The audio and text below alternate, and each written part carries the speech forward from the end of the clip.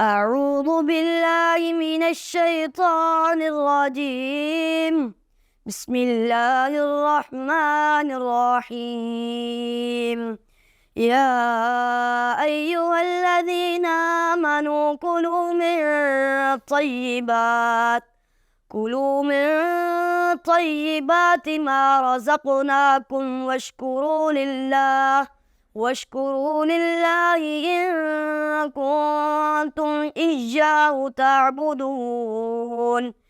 إنما حرم عليكم الميتة والدم ولحم الخنزير وما أهل به لغير الله، فمن اضطر غير باغ ولا عاد فلا إثم عليه، إن الله غفور رحيم.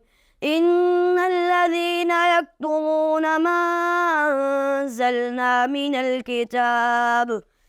الكتاب ويشترون به ثمنا قليلا أولئك ما يأكلون في بطونهم إلا النار، ولا يكلمهم الله يوم القيامة ولا يزكيهم ولهم عذاب أليم। صدق الله العظीम। तौबा के लिए कौन सी दुआ पढ़ते हैं? अस्तगफिरुल्लाह व अतूबु इलैह। तर्जुमा: मैं अल्लाह से बख्शिश मांगता हूँ और इसकी तरफ तौबा करता हूँ।